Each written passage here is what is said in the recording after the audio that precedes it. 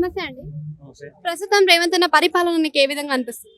రేవంత్ రెడ్డి పరిపాలన అంటే చూస్తే మనకు ఫ్రీ బస్ పెట్టారు. అంటే కొంతమందికి నష్టంగా అనిపిస్తుంది, కొంతమందికి అంటే లాభంగా ఉంది. ఎందుకంటే ఆడవాళ్ళు ఇప్పుడు పోవాలనుకుంటే ఇబ్బందిగా ఎక్కడికంటే అక్కడికి వెళ్ళగలుగుతారు. అంటే బాయ్స్ కంటే కొంచెం ఇబ్బంది కలుగుతుంది. ఎందుకంటే వాళ్ళు ఫుల్ మంది అయ్యేసరికి కూర్చోడానికి సీట్లు దొరకడం లేదు. దానివల్ల ఆ బాయ్స్ అన్ని ఇబ్బంది పడతారు. గర్ల్స్ కంటే ఫ్రీ బస్సెస్ అని చెప్పేసి వాళ్ళు ఎట్లయినా ఫ్రీ బస్సెస్ అని చెప్పేసి వాళ్ళు మొత్తం ఎక్కడ దొరికితే అక్కడికి టెంపుల్స్ కానీ ఎక్కడికంటే అక్కడికి వెళ్తారు. వాళ్ళకు అంటే ఒకళ్ళకి నష్టం జరుగుతుంది, ఒకళ్ళకి లాభం జరుగుతుంది. అట్లా చూస్తారు. సో ఇప్పుడు అదే విధంగా చూసుకున్నట్టయితే ఉచిత కరెంట్ కూడా ఇస్తున్నారు కదా, మరి ఉచిత కరెంట్ వచ్చే అవకాశం చాలా తక్కువ, అంటే అందరికి అందట్లేదు అంటున్నారు. మరి దానిపైన మీ అభిప్రాయం ఏంటి? అంటే రేషన్ కార్డుకి ఒక రేషన్ కార్డుకి ఒకటి కరెంట్ బిల్ చెప్పేసి ఫ్రీ అని చెప్పారు 200 యూనిట్స్ అని. అంటే కొంతమందికి అంటే రేషన్ కార్డుకి ఎంతమంది ఉంటారో వాళ్ళకి ఒక్కళ్ళకి ఇస్తారు.